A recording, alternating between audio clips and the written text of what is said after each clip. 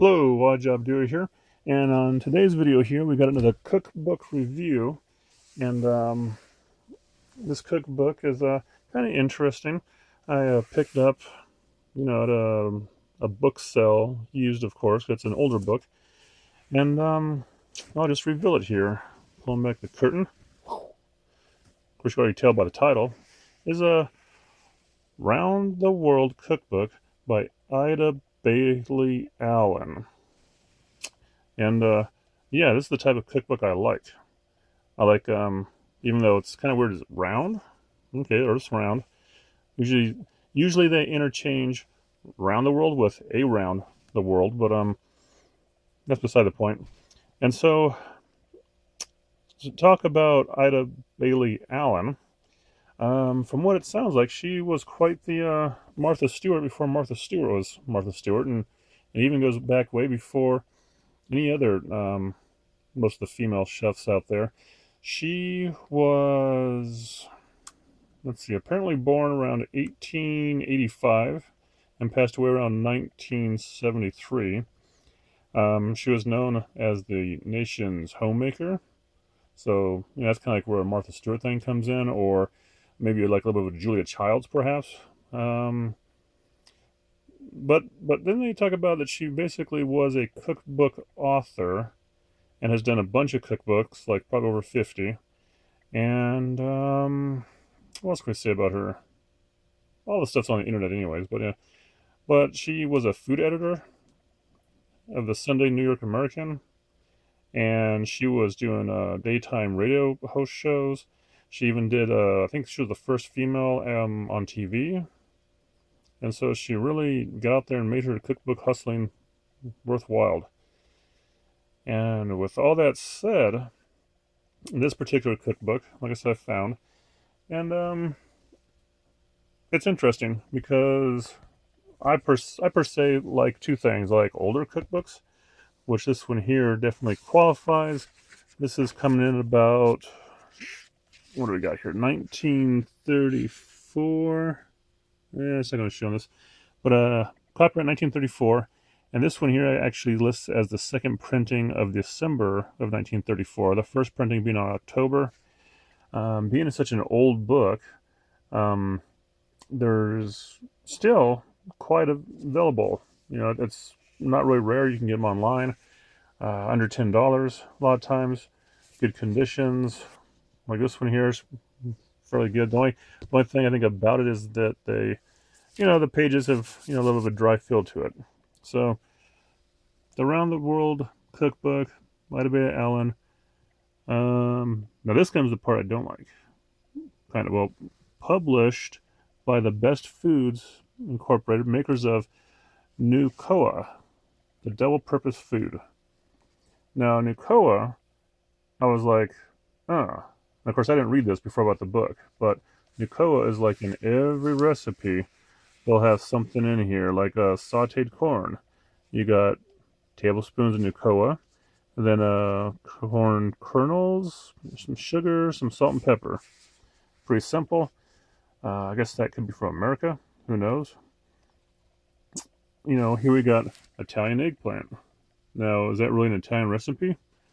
Probably not. It has medium-sized eggplants, eggs, Parmesan cheese or American cheese, salt and pepper, tablespoons of minced parsley, Nucoa, and then 2 cups of canned tomatoes.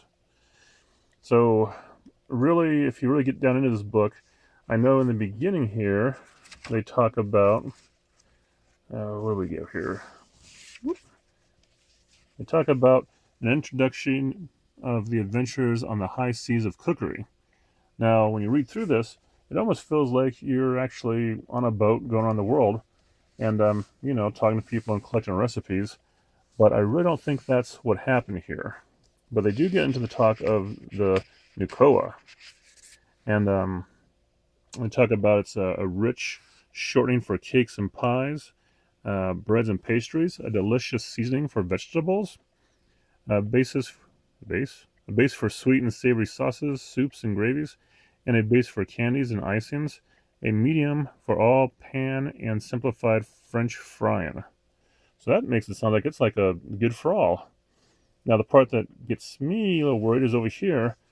It talks about its smooth plastic texture makes it especially easy to use in mixing hot breads, cookies, and all pastries in less time. Ah, plastic texture. Now I can understand that, if you're talking about like licorice, like a stick of licorice, or I don't know. I don't know the kind of plasticky foods I'd really want. But basically, I did a little bit of research on the Nucoa. I can't find it here, being on the West Coast in the Americas.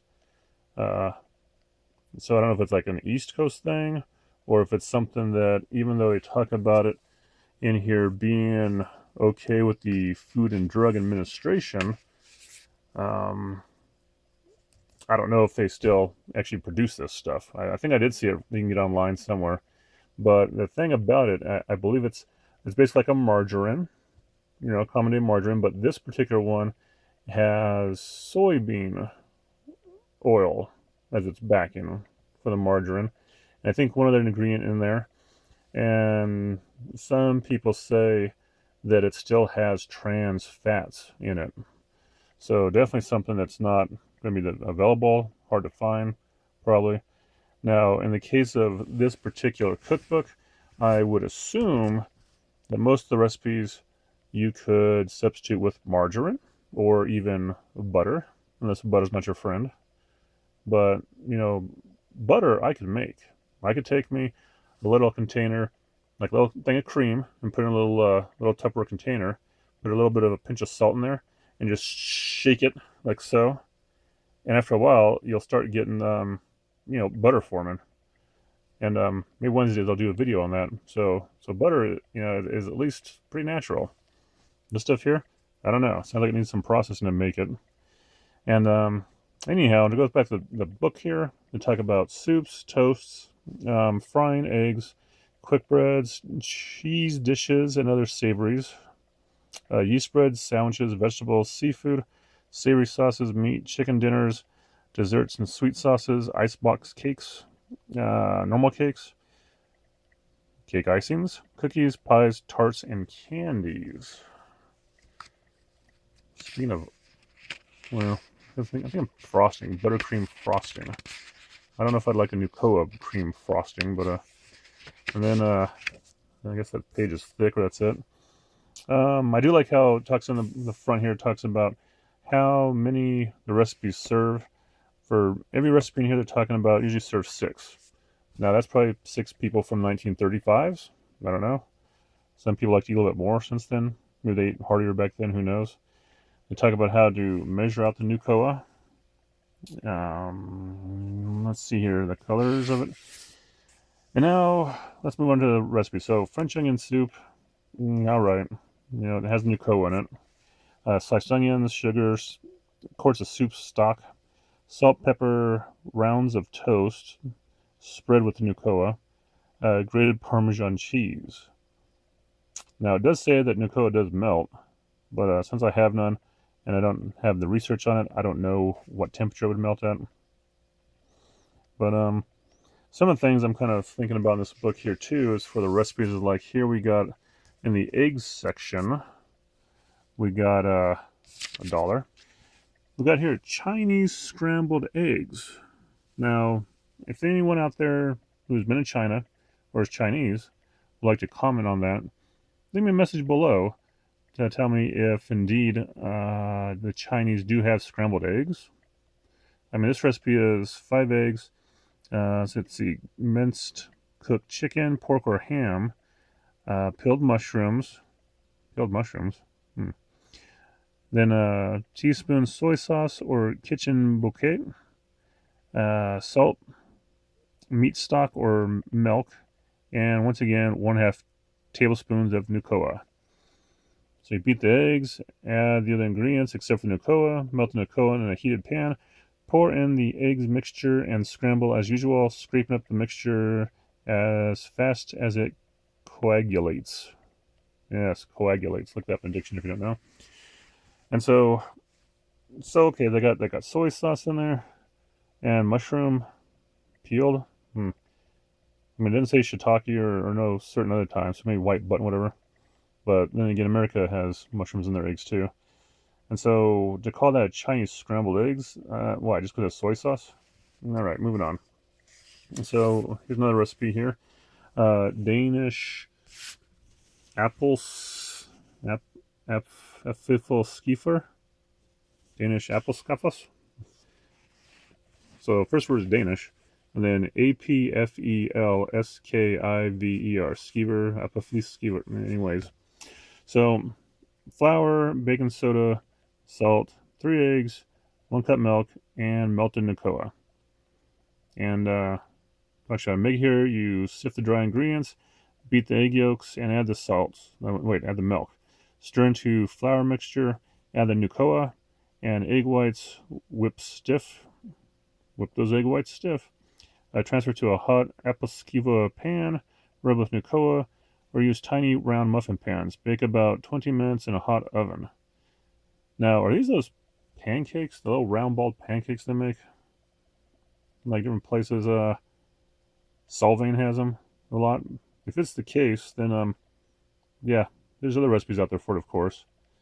But otherwise, it's more like it's not so much the ingredients that make it. I think it's more the making of it. You usually have like a pan with round, half a sphere cutouts in them, have a sphere cut out, and as you're cooking them on the range top, you turn them over with traditional. I think they use like knitting needles, but I don't know. I might try one of these days. The only thing is I'll substitute the Nucoa with butter, maybe some margarine. Who knows? We got Sally Lunn's here. And this here. Let's see if I can zoom out here. This right here is Flanges. Flanges? Alright, so I don't know what that is. Actually, I can't even pronounce it, so I don't know what it is. So flour, baking soda, salt, sugar, eggs, milk, Nucoa again, and vanilla. Preserved fruit, applesauce, chopped or cooked prunes, or crushed strawberries or raspberries sweetened. So you see, sift the dry ingredients, beat the egg yolks light, add the milk, and beat into the first mixture. Stir in the Nucoa and vanilla. Add the egg whites, whip stiff. The mixture should be quite thin. Drop by small tablespoons on Nucoa. Actually, it's NUC. So I can zoom back in here again. Tablespoons on NUCOA dot D, not ED pans. Leave enough room for the cakes to spread. Cakes to spread. Put in a hot oven, 400 degrees Fahrenheit, and bake, turning as soon as they brown on the bottom. Of course, that's hard to tell in a hot oven usually, but serve spread with the cooked or crushed fruit. If desired, the flanges may be fried in a heavy frying pan with enough Nucoa to barely cover the bottom. At least that way you can know when it's brown on the bottom easier. And so, yeah, this particular cookbook, I will not be cooking anything from it, just because I don't got no Nucoa, and I don't got any time right now either. But I was really hoping for more around the world. You know, just because you call something Italian doesn't mean it's actually from Italy per se. This does have like savory sauces in it that might be kind of neat. What's that? Indian sauce? Indian? Not India? Same thing. Not really. Bread stuffing, raisin roll pudding, and Benese fruit tart. Ooh, here's a Russian icebox cake. Has bitter chocolate, Nucoa, eggs, granulated sugar, vanilla, heavy cream, lady fingers, or stripes of sponge cake also. Alright, so here we go. Instead of this here being the Round the World cookbook, maybe it should have been called the Nucoa cookbook. And of course I'll keep it in my collection, and maybe we'll try something Wednesdays out of it. But for now, this is the Odd Job Doer with a book review. And I don't know, I hope you found it insightful maybe. And if you have any comments on any other books you want me to do, leave messages below. And thanks for watching.